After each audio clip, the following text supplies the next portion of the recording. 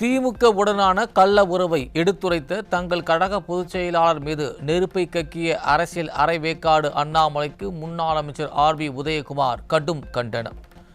எந்தவித பிரதிபலனும் பாராமல் இந்த மகானுபாவரை போஷிக்கக்கூடிய நண்பர்களின் பெயர்களை பட்டியலிட தயாரா என்றும் கேள்வி.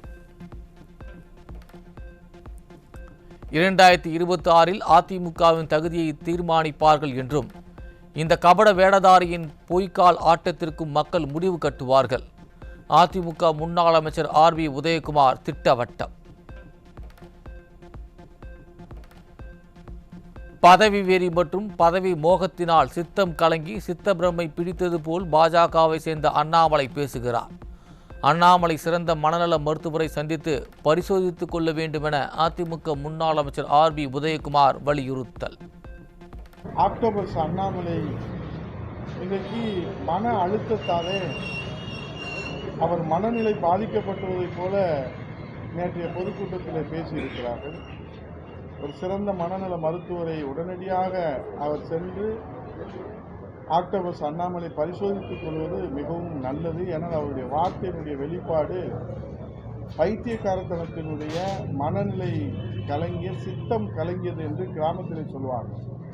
சித்தம் கலங்கியவர்கள் பேசுவது அவர்களுக்கும் தெரியாது, மற்றவர்களுக்கும் புரியாது, ஆதாரமும் இருக்காது, அடிப்படையும் இருக்காது.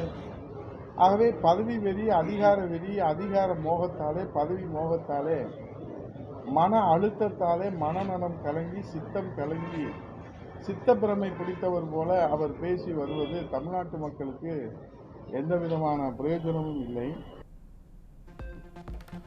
கழக பொதுச் செயலாளர் குறித்து பேச பாஜக அண்ணாமலைக்கு எந்த தகுதியும் இல்லை என அதிமுக துணை பொதுச் செயலாளர் KP முனுசாமி காட்டம். தலைமை பொறுப்பு கையை விட்டு போகப் போகிறது என்பதால் அண்ணாமலை ஏதாவது பேசி வருவதாகவும் விமர்சனம். ஒரு தற்குறி எப்படி பேசுவாரோ அதுபோலத்தான் அவருடைய ஒவ்வொரு கருத்தும் இருக்கிறது. முன்னுக்கு பின் முரணாக இருந்து கொண்டிருக்கிறார். புரட்சி தலைவி அம்மாவை பற்றி கருத்து சொல்லுகின்ற பொழுது என்னுடைய மனைவி கூட ஆளுமை மிக்கவர் என்று சொன்னவர், கடுமையாக விமர்சனம் செய்தவர். இப்படி முன்னுக்கு பின் முரணாக கருத்துக்களை சொல்லக்கூடிய ஒரு தற்குறி, இந்த தற்குறி ஒரு ஆளுமை மிக்க தலைவரை பற்றி விமர்சனம் செய்வதற்கு எந்த விதமான தார்மீக உரிமையும் இல்லை. தமிழகத்தின் பல்வேறு மாவட்டங்களில் பாஜக மாநில தலைவர் அண்ணாமலையின் உருவ பொம்மையை எரித்து அதிமுகவினர் போராட்டம். அதிமுக பொதுச் செயலாளர் எடப்பாடி K பழனிசாமி குறித்து அவதூறாக பேசியதற்கு கடும் கண்டனம்.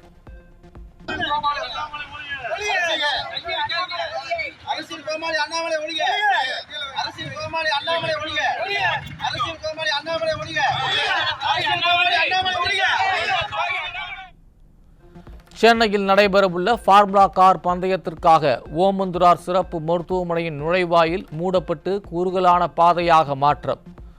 மருத்துவமனைக்கு சிகிச்சைக்காக வரும் நோயாளிகள் கடும் அவதி. இந்த இடத்துல அரசாங்கம் நடத்தக்கூடிய ஒரு விசேஷத்துக்கு விழாவிற்காக இது கார் பந்தயத்திற்காக தடை பண்ணியிருக்கிறது ரொம்ப வருத்தக்கூடிய ஒரு செயல். ஏனென்றால் அவசர சிகிச்சை பிரிவுக்காக தான் இங்கே ட்ரீட்மெண்ட்டுக்காக தான் இங்கே வராங்க. வரக்கூடிய நபர்களுக்கு இடையூறாக இருப்பது ரொம்ப வருத்தத்தக்க ஒரு செய்தியாக இருக்குது. ஸோ இப்போ நான் வரும்போதே கொஞ்சம் டிஃபிகல்ட்டாக தான் இருந்தது. அங்கேருந்து ரோடு கிராஸ் பண்ணும்போது இங்கே உள்ளே போகிறதுக்கு. அப்புறம் நான் இன்னொன்று பார்த்தேன், ஆம்புலன்ஸ் வரும்போது அவங்களே சிரமப்பட்டாங்க. ஸோ அவருக்கு ரூட் பண்ணுறது கூட யாரும் இங்கே கரெக்டாக இல்லை. திண்டுக்கல் மாவட்டம் நத்தம் அருகே குடியிருப்பு பகுதியில் சிதறை கிடந்த 20க்கும் மேற்பட்ட நாட்டு வெடிகுண்டுகளால் பரபரப்பு. விடியாட்சியில் வெடிகுண்டு கலாச்சாரம் தலை தூக்கி பலரும் படுகொலை செய்யப்படும் கொடூரம். தேனி மாவட்டம் பெரியகுளம் அருகே வனவிலங்குகளை வேட்டையாட புளியந்தோப்பில் பதுக்கி வைத்திருந்த 29 நாட்டு வெடிகுண்டுகள் பறிமுதல். வனவிலங்குகளை வேட்டையாடுபவர்களை கண்காணித்து கைது செய்யாமல் வேடிக்கை பார்க்கும் பொம்மை முதல்வரின் விடியா அரசு. தூத்துக்குடி திரேஸ்புரம் கடற்கரையிலிருந்து இலங்கைக்கு கடத்த முயன்ற 270 கிலோ பீடி இலை மூட்டைகள் பறிமுதல். வேனிலிருந்து பீடி இலை மூட்டைகள் படகில் ஏற்றப்பட்ட நிலையில் ஒரு படகை பறிமுதல் செய்து மற்றொரு படகை தப்பவிட்ட கியூ பிரிவு போலீசார்.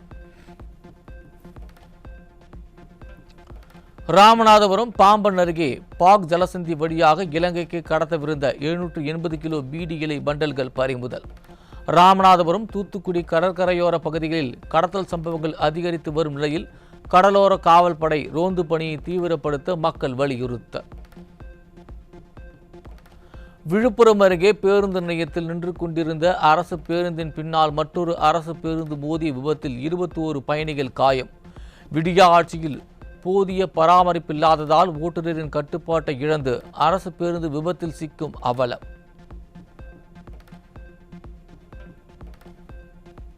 புதுக்கோட்டை மாவட்டம் கந்தர்வக்கோட்டையில் புதிய அரசு பேருந்து ஸ்டார்ட் ஆகாமல் நின்ற அவலம்.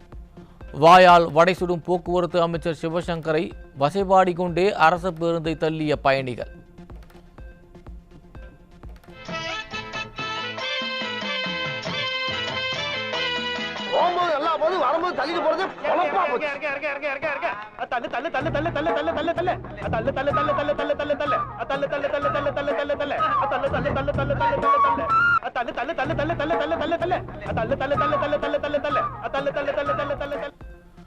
கோவை விமான நிலையத்தில் 1 கோடி ரூபாய் கடத்தல் தங்கம் பறிமுதல்.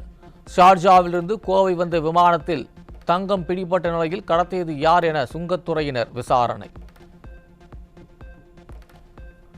சேலத்தில் மது போதையில் கட்டிட தொழிலாளி அடித்து கொலை.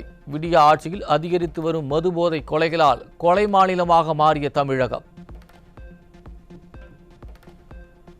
கடலூர் மாவட்டம் விருதாச்சலம் அருகே விவசாய நிலத்திற்கு சென்ற முதியோர்களை மற்றொரு தரப்பினர் தாக்கிய கொடூரம். நிலப்பிரச்சனையில் மூதாட்டி சரமாரியாக தாக்கி வெறி செயல். உத்தரப்பிரதேசம் அருகே விரைவு ரயிலின் இணைப்பு உடைந்ததில் 10க்கும் மேற்பட்ட ரயில் பெட்டிகள் சியோஹரா ரயில் நிலையத்தில் தனியாக விடப்பட்ட அவலம். குஜராத் மாடல் அரசில் வாரத்திற்கு 4 ரயில் பெட்டிகள் தடம் புரளும் அவலம்.